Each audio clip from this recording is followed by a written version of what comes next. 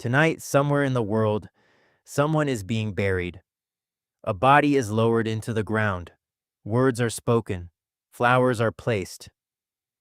And the people standing around that grave believe, in some quiet part of themselves, that this matters. But here is what almost no one asks. Where did that belief come from?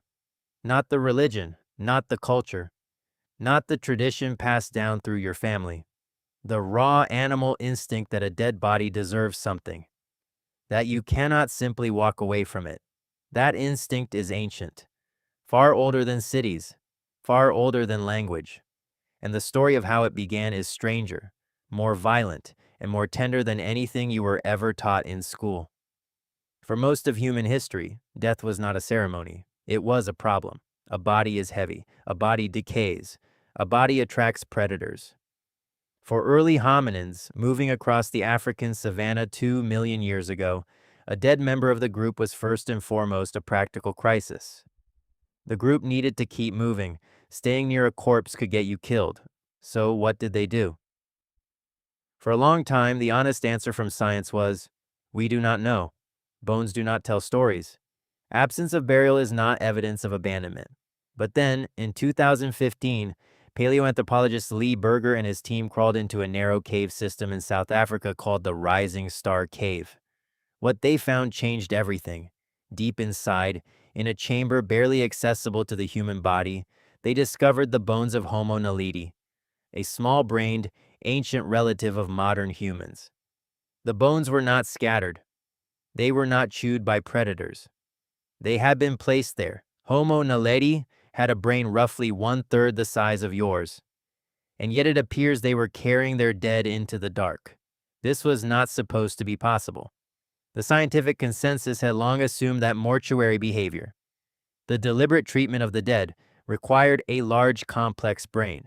It required abstract thought. It required the ability to imagine a future and fear a finality. Homo naledi shattered that assumption, which means the impulse to do something with the dead is not a product of intelligence. It is something older, something that may have existed before your ancestors could even form the thought to explain why. And that changes everything about what you think you know about grief. Fast forward to 100,000 years ago. Your direct ancestors, Homo sapiens, are now the dominant hominin on the planet. And the archaeological record begins to show something remarkable: intentional burial. At a site called Kafze Cave in Israel, researchers found the skeletons of at least 15 individuals buried with red ochre, a pigment made from iron-rich soil, smeared across their bones. Nearby, in another cave called Skul, an adult male was buried holding the jaw of a wild boar. He was buried with something he chose to hold. That detail should stop you, because it means that 100,000 years ago, someone stood over a dead body and made a decision. They chose an object. They placed it in the hands of someone who could no longer feel it. And they did this not for any survival benefit, but for a reason that existed entirely inside the human heart.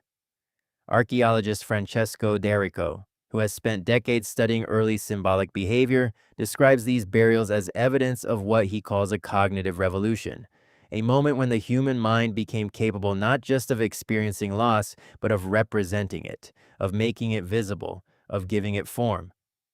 The red ochre was not decoration, it was language, a statement made to no one living about something that could not be said in words. And it kept evolving. By 30,000 years ago, burials had become elaborate. At a site in Sunghir, Russia, researchers uncovered the graves of a man and 2 children. The man was buried with thousands of hand-carved ivory beads sewn into his clothing, beads that would have taken an estimated 10,000 hours to make. The children were laid head to head, surrounded by mammoth and ivory spears, fox-tooth pendants, and carved figurines. These were not random objects. They were a statement of who these people were, a refusal to let death reduce them to nothing. Anthropologist Randall White, who has studied the Sunghir burials extensively, to spend 10,000 hours making beads for a corpse means your group had enough stability, enough food, enough safety, to allow one person to do almost nothing else for months. It means you had a community. Death, in other words, had become social. But not all ancient humans buried their dead. Some burned them. Some exposed them on platforms for birds to clean the bones.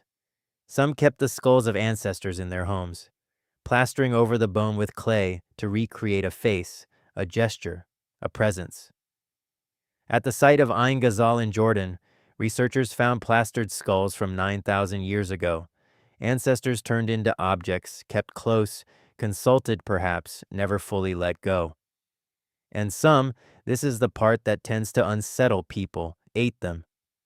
Funerary cannibalism, practiced not out of hunger but out of ritual, has been documented at multiple sites across Europe. In some traditions, consuming part of a dead family member was a form of keeping them inside you, of refusing the separation that death demanded. These practices were not signs of savagery. They were signs of the same thing. Your brain, it turns out, is not built for that acceptance. Neuroscientist Mary Frances O'Connor, who studies the grieving brain, has found that after the death of someone close, the regions of your brain associated with searching for people, the same circuits that activate when you are looking for a missing friend in a crowd, continue to fire for months. Your brain keeps looking. It has not updated its model of the world to include the absence. This is not a flaw. This is what it means to be human. For 200,000 years, your ancestors lived in small groups of 20 to 50 people. In that world, losing someone was not an abstract tragedy. It was a threat to survival. Every person in your band had a role. Every person was irreplaceable. The grief response, that deep, disorienting physical ache, existed because it mattered enormously that you registered loss, that you did not simply shrug and move on. And the rituals, the burials, the ochre, the beads, the fire, they were the brain's attempt to complete something it could not complete on its own. To take the unresolvable fact of death and give it a shape, a beginning, a middle, and an end. A story your nervous system could follow. The ceremony was not for the dead. It was never for the dead. It was for the living who had to keep going. And so tonight, somewhere in the world, someone is being buried. The words being spoken are different from the ones spoken 100,000 years ago. The flowers are different. The clothing is different. The beliefs written on the program are different. But the act of standing over a body and refusing to simply walk away, that has not changed. That impulse crawled out of a cave in South Africa long before you were born. It survived every ice age, every migration, every collapse of every civilization that ever rose and fell. It is the oldest thing you do. And tonight, when you think of someone you have lost, when that name surfaces without warning, when the missing feels physical, you are not being dramatic. You are not being weak. You are being exactly what 2 million years of human history made you to be.